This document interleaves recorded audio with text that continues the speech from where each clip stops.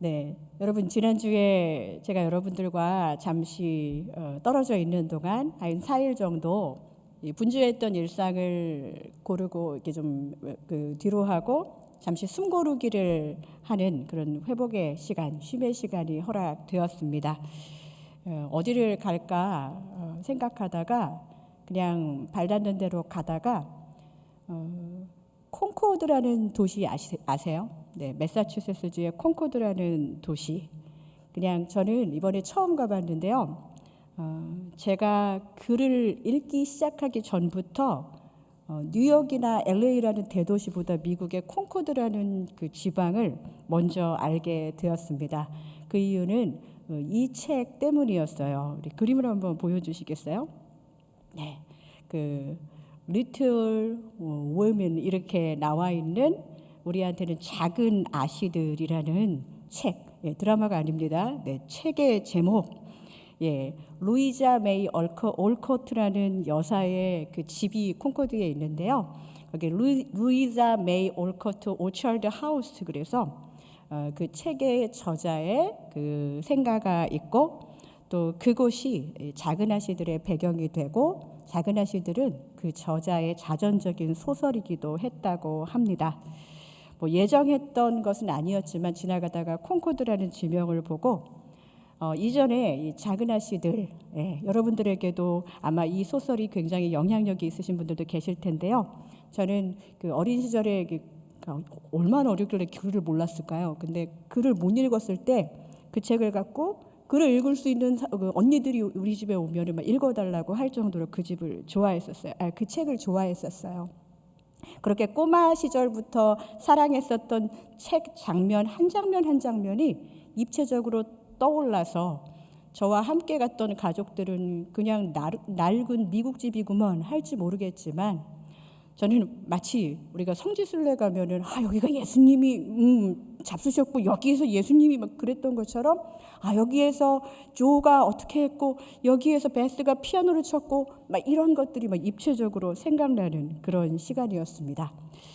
이 남북 전쟁을 배경으로 해서 미국의 한 가난한 목사의 가정에 딸만 넷이 있었지요. 여러분들 이름을 기억하시나요? 마가렛이라고 하는 매그, 그렇죠? 또 조세핀이라는 조가 있었고 또 엘리자베스 해서 베스라고 하고 또 하나는 막내 에이미의 진짜 티격태격하는 삶의 이야기들입니다.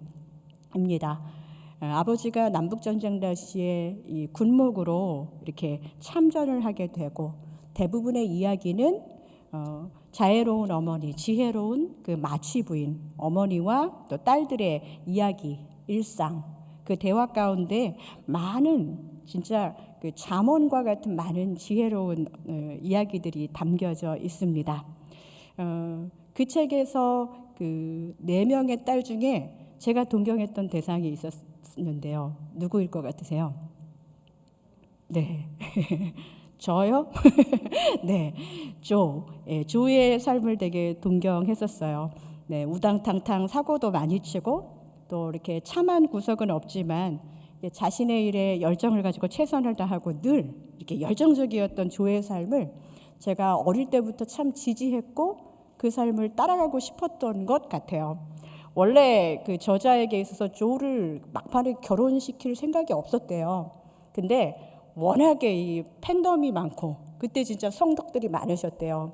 그래서 출판사에서 강요해갖고 조를 파이널리 결혼시켰다는 그런 이야기도 들었습니다.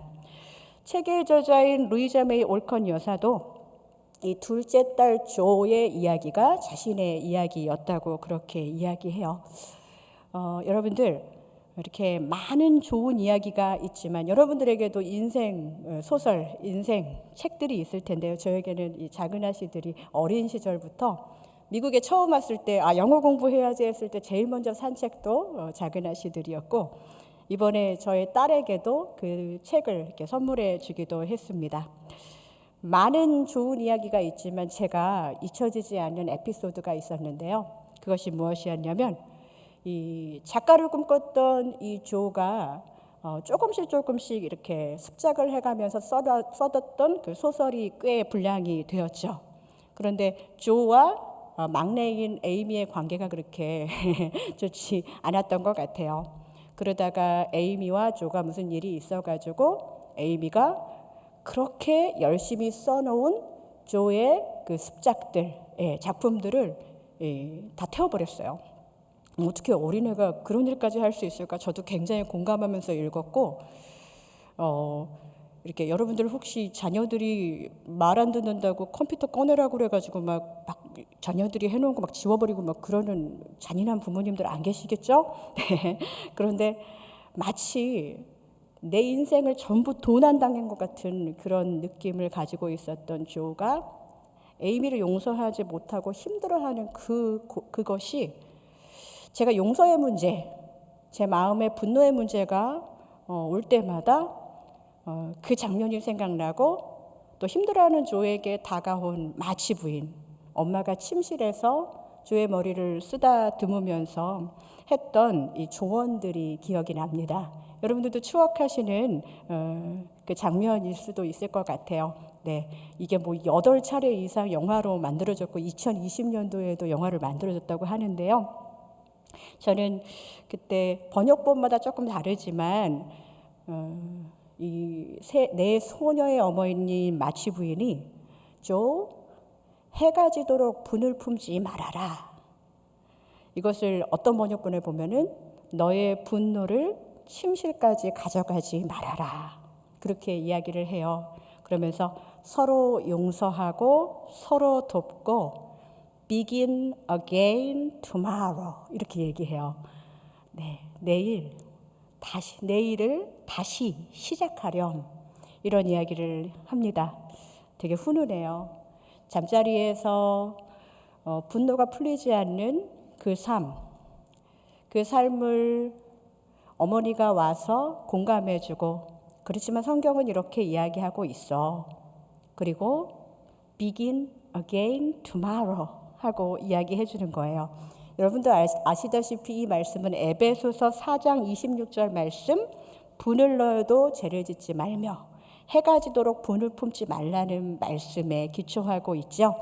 그리고 begin again tomorrow 하는 것은 오늘 우리가 함께 읽은 본문 중에 한날의 괴로움, 내일 일은 내일이 염려하고 한날의 괴로움은 그날의 족하다. 아마 그런 것들을 잘 섞어놓은 그런 말인 것 같아요. 그런데 조의 분노가 그 이야기를 듣는다고 쉽게 사라지지 않았죠.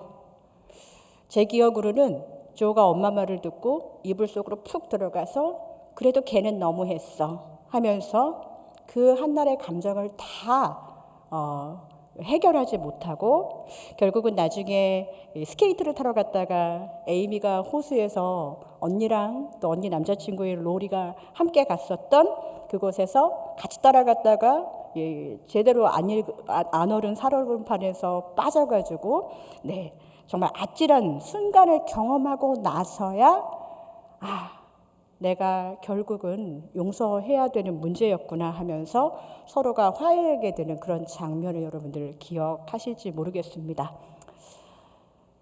한날의 괴로움과 이 분노와 두려움의 문제가 침실에서 해결되지 않고 넘어갔을 때 더 큰 일이 날 수도 있겠구나. 저에게는 이 스토리가 굉장히 그냥 성경책처럼 느껴졌었어요.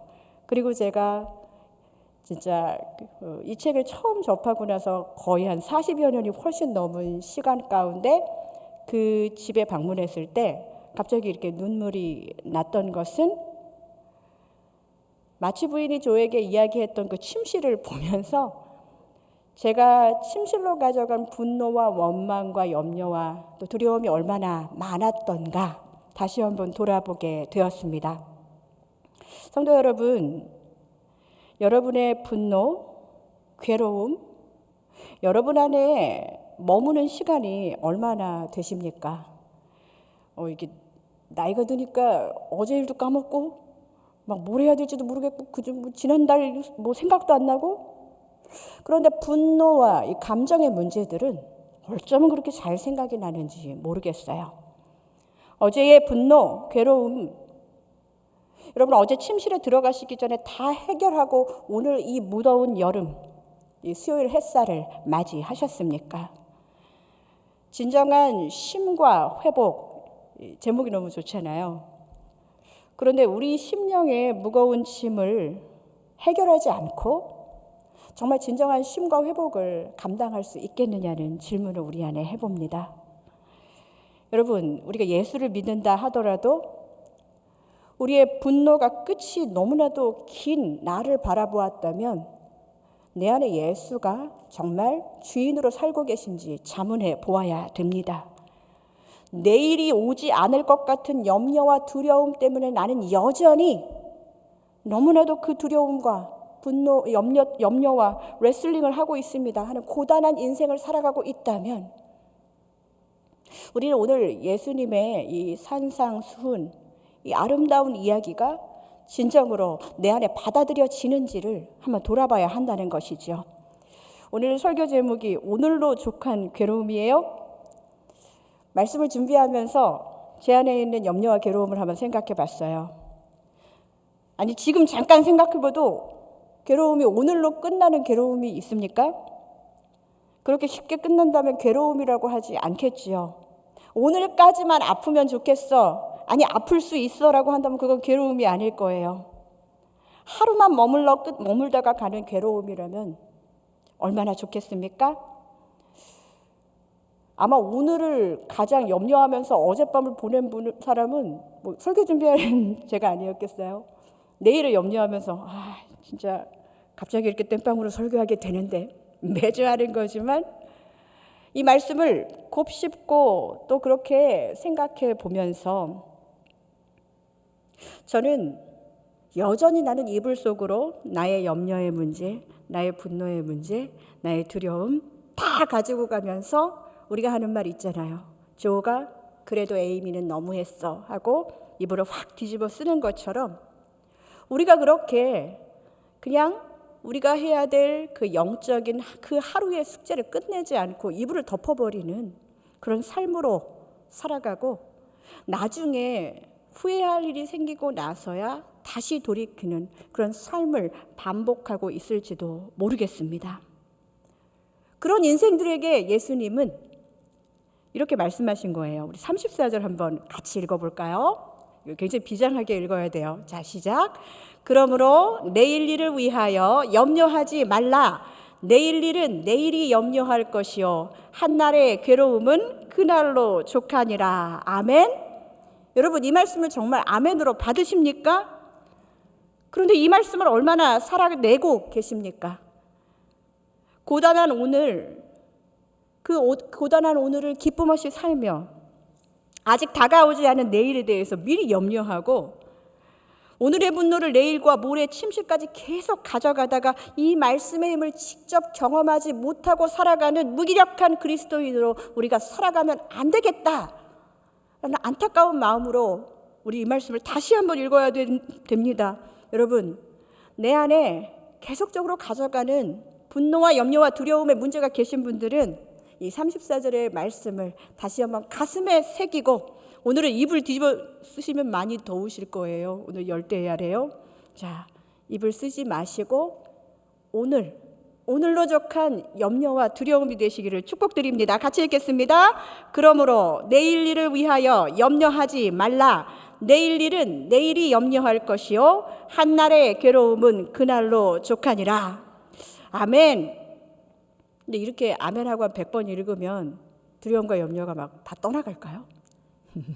그랬으면 되게 좋겠죠. 말씀에는 힘이 있습니다. 그러나 이 말씀만 가지고 말씀의 시작이 내가 이렇게 시작을 해야지 하고 내가 아무리 마음먹어도 이 말씀의 진정한 의미와 이 말씀이 어떻게 나왔는지 내가 무엇이 바뀌어져야 되는지를 점검해보지 않으면 이 말씀은 또 하나의 그냥 내가 가지고 있는 주문이 되는 거예요. 주문이 되지 않으려면 이 말씀이 의미하는 바를 한번 생각해 봐야 됩니다. 내일 일을 위하여 염려하지 말라. 그 앞에 우리가 이 부사, 네 글자 부사가 있었죠. 뭐였죠? 그러므로. 뭐라고요? 그러므로로 이 말씀은 시작됩니다. 앞에 무슨 말이 있다는 얘기예요. 내일 일을 위하여 염려하지 말라. 이게 단독이 아니라 그러므로라는 말은 그 앞에 그것이 나왔고 그렇기 때문에 너는 이렇게 해야 된다라는 맥락에서 이야기하고 있습니다. 그저 한날의 괴로움이 그날로 족하다, 이것을 인생의 표어로 삼고 오늘부터 시작, 이게 아닐 거라는 이 느낌적인 느낌을 우리가 받았을 것입니다. 이 앞절이 궁금하죠? 궁금하셔야 되는데, 그러므로 저는 반드시 궁금하셔야 됩니다. 네, 오늘 33절의 말씀을 함께 보겠습니다. 그런즉 너희는 먼저 그의 나라와 그의 의를 구하라. 그리하면 이 모든 것을 너희에게 더하시리라. 아멘. 예수님의 이 말씀이 먼저 우리 삶에 이루어지지 않으면 아무리 한날의 괴로움은 그날의 족하다 100번씩 아무리 얘기해봤자 소용없다는 거예요. 내일을 위하여 염려하지 않을 수 없는 상황밖에 되지 않아요. 한날의 괴로움은 여러 날, 여러 달, 여러 해를 거듭하게 될지도 모르겠습니다. 여러분, 우리가 누구입니까? 우리는 그리스도인입니다. 믿으십니까? 여러분들의 정체성이 예수 그리스도. 다른 사람들은 그냥 사람이라면 나는 그리스도의 사람입니다 라고 자신 있게 여러분들 여러분의 정체성을 나타내실 수 있으시겠습니까? 있으시겠습니까? 네. 만약에 이 세상 사람들을 한 줄로 쭉 세워놓고요, 겉모양으로만 구분한다면 그냥 자연인의 눈을 가진 하나님의 시선이 없는 사람들에게는 누가 누구인지 구별이 안 될 거예요. 그러나 하나님의 시선을 가진 사람들, 소위 그리스도인이라고 불리는 사람들은 서로를 구분할 수 있어야 돼요. 아, 저 사람은 그리스도인인가 보다. 뭔가가 달라도 다른다는 거예요. 거룩이라는 것이 구별된다는 거잖아요. 한 줄로 쭉 세상 사람들을 다 세워놨을 때 다름이 있고 구별됨이 있다는 것이지요. 같은 염려, 이렇게 팬데믹이라는 동시대를 살아가는 이 재난의 시대, 똑같이 당하는 재난이고 똑같이 어려운 인생의 불이한 이야기들, 또 분노의 문제들을 만났을 때 그것을 다루는, 그것을 받아들이는, 그것을 행하는 그 삶의 구별이 그리스도인인지 아닌지 우리가 그것을 구별할 수 있을 만한 그리스도인이 되어야 한다는 것입니다. 어떻게요? 그런즉 너희는 먼저 그의 나라와 그의 의를 구하라. 그리하면 이 모든 것을 너희에게 더하시리라. 저는 그 마지막을 중요시하는 게 아니라 먼저 해야 할 일이 있다는 것을 여러분과 나누고 싶습니다. 우리를 지배하는 나라가 바뀌어야 한다는 거예요. 예수님은 지금 우리가 살고 있는 이 세상 나라를 배척하라고 말하는 게 아니에요. 거기 성경에 아무 데도 그런 곳이 없습니다. 그러나 먼저 구해야 할 나라가 있다는 거예요. 이 세상에, 우리 육신이 이 세상에 살고 있지만 너희는 먼저 하나님의 나라를 구하는 사람으로 내가 특별히 너희를 불렀고 택했고 구원하였다라는 메시지를 주신 것입니다. 여러분, 이것을 믿으십니까? 우리를 지배하고 있는 이 나라가 정말 내 안에서 바뀌는 은혜와 역사가 일어나야 내일의 염려가 오늘의 족한 염려로, 내일 두려움이 오늘의 족한 두려움으로 바뀌게 된다는 것이지요. 우리의 인생의 통치자를 먼저 분명히 해야 한다는 것입니다. 여러분, 이 시간 여러분의 가슴 속에 한번 자문해 보세요. 우리가 정말 그리스도인인지, 내가 여기서는 그리스도인이지만 밖에 나가면 내 이름 달고 그냥 나는 그렇게 살고 있는 자연인으로 살고 있는지, 우리 인생의 통치자가 왔다 갔다 합니까? 예수 그리스도를 구주로 믿고 받아들인다는 것은 어제까지 아둥바둥했던 내 인생, 내가 질질 끌고 오던 그 인생을 주님이 이끄시도록 주도권을 넘기는 그 먼저 해야 할 삶의 우선순위가 있다는 것입니다. 너희는 먼저, 나는 먼저 하나님의 나라가 내 안에 임하고 그것을 구하는 그런 기도를 드려야 한다는 것이지요. 성도 여러분, 매일 먼저 하나님의 나라를 구하는 사람들의 일상은 분명히 다릅니다. 얼마 전에 음식 비즈니스를 하면서 몇 년 동안 어려움을 많이 겪으셨고 잘 되기도 할 때도 있었고 그랬는데, 그분이 이제 그 비즈니스를 좋은 가격에 이제 팔게 되셨어요. 거의 매일 저희 집에 오셔가지고 눈물로 기도하셨던 그런 시간들이 있었는데요. 그분이 그러고 나서는 자신이 운영하셨던 곳에 주급을 받으면서 일하시는 모습을 보는데, 옛날 그 오너, 그래도 사장님 소리 들으셨잖아요. 근데 오너로 살았을 때보다 이렇게 종업원으로 계시는 모습이 훨씬 더 편하다고 저한테 고백을 해 주시는 거예요. 주인이었을 때는 항상 염려가 가득했어요. 재료비, 인건비, 관리비, 오셔가지고 맨날 울고 가실 때가, 저희 집에서 울고 가실 때가 훨씬 많았어요. 비즈니스가 제법 잘 됐을 때도 잘 돼서 너무 좋으시겠어요 하지만 한숨 쉬시면서, 그런데 잘 되면 잘 되는 대로 할 일이 너무 많고 또 그러면서 얘기를 해주세요.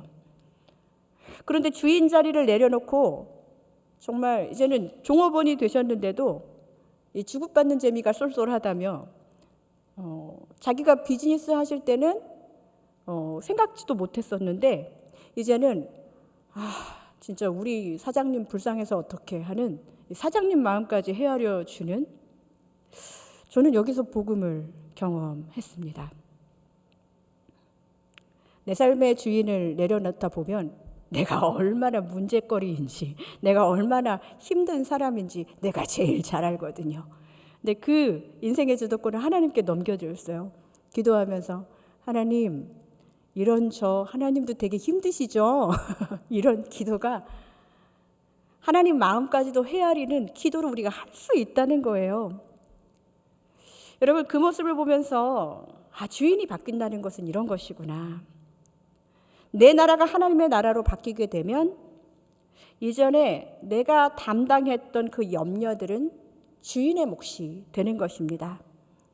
물론 그렇다고 종업원의 그 고뇌가 하나도 없다는 건 아니에요. 그런데 내가 내 나라를 다스렸을 때 힘들었던 생각을 하면서 나의 인생의 주인이신 주님이 나 때문에 얼마나 고통당하셨고 그분이 얼마나 힘들까, 그분의 마음까지도 헤아려 보게 된다는 것은 분명히 우리가 하나님의 마음을 공감하고 예수 그리스도의 십자가의 죽음, 그 고난을 함께 아파한다는 것은 내가 내 인생의 주인으로 살아봤고 그것을 넘겼을 때 주님이 얼마나 나 때문에 힘드실지 알기 때문이 아니겠습니까? 여러분,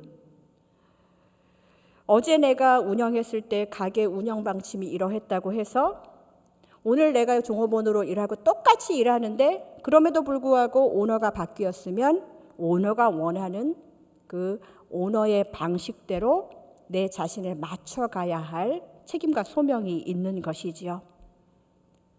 정말 하나님께 내 인생을 송두리째 맡기고 나를 주인 삼아 주십시오, 주님이 나의 주인이십니다 했을 때는 그냥 갑자기 완벽한 샬롬이 오는 것이 아니라 하나님의 나라와 내 나라가 부딪혀서 당황스럽고 부대끼기도 하는 것이 솔직히 말하면 더 자연스러울 것입니다. 왜냐하면 우리는 죄성을 가지고 있는 인간들이기 때문입니다. 그러나 하나님의 나라는 내 나라보다 훨씬 강합니다. 하나님의 나라가 내 안에 들어오면 그 나라가 들어왔다는 것은 오늘부터 이 나라다 하고 아무것도 지원하는 것이 아니라 하나님의 의가 들어온다는 것이고 하나님의 사랑이 들어온다는 것이고 하나님의 군대가 들어온다는 것이고 내 안에 내 나라, 내가 가지고 내가 지켰던 그 모든 것들을 하루아침에 다 이제 스탑하고 하나님이 다스리실 수 있게 된다는 것을 의미합니다. 여러분, 여러분의 심령이 새로워졌다는 것은 바로 나라가 바뀌었다는 거예요. 어제는 이윤 창출, 옆 가게보다 매출 월등, 이것이 이 가게를 운영하는 모토였었던 그 비즈니스가 갑자기 오너가 바뀌면서 오늘부터 사회적 기업이야, 라면서 이 쉐어링 마인드로 세상에 봉사하기 원하는 주인으로 바뀌었다면요, 똑같은 장소에서 똑같은 그런 종업원이 일을 하더라도 주인이 계획하고 오더하는 대로 고용인은 맞춰야 하는 소명이 있는 것입니다. 제가 사업을 안 해봐서 혹시 비즈니스 하시는 분들에게 혹시 이 이야기가 어떻게 들릴지 모르겠어요. 그러나 여러분 인생의 주인이 주님이라고, 주님 나더러 주여 주여 하는 자마다 하나님 나라에 다 들어가는 거 아니라고 말씀하셨잖아요. 오늘 이 무더운 이 수요일 오전에 여러분들 오셔가지고 우리가 함께 이 나누는 얘기 속에서 나의 주인이 누구인지 한번 점검해 봐야 되지 않겠습니까? 결국 나의 오늘이 주님이 이끄시는 인생임을 우리가 정말 고백한다면 나의 내일은 내 몫이겠습니까? 역시 그건 역시도 주님이 이끄시는 내일임을 우리는 믿음으로 고백할 수 있어야 합니다. 여러분, 믿음으로 나의 오늘도 나의 내일도 주님이 주인 되시기를 간절히 축복드립니다. 진정한 내일의 주인은 이렇게 고뇌하고 두려워하고 염려하는 인간이 아니라 큰 계획을 가지고 은혜로 섭리하시는 하나님이신 줄 믿습니다. 이 말씀이 오늘 함께 모인 우리들에게 정말 제발 들려졌으면 좋겠어요. 이곳에 계신 분들이 이 말씀을 정말 가슴에 깊이 새기셨으면 좋겠어요. 내가 주인으로 살 때 오늘로 족한 염려가 세상에 어디 있겠습니까? 인생 뭐 있어? 그냥 살아. 오늘은 더 이상 고민하지 않을래. 마셔, 잊어. 이런 세상 나라의 교훈.